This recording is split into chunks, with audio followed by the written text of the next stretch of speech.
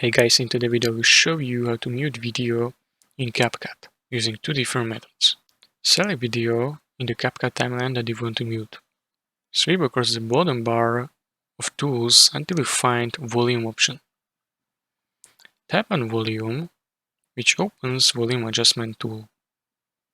Adjust volume slider to 0.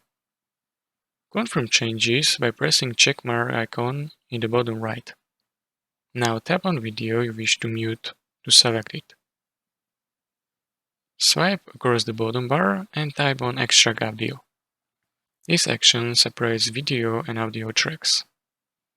Tap on Extracting Audio Track in the timeline. Option appear, press Delete at the bottom to remove audio track. And there you have it. You have successfully muted video in a CapCut using two different methods. If you found this tutorial helpful, please consider subscribing and liking video.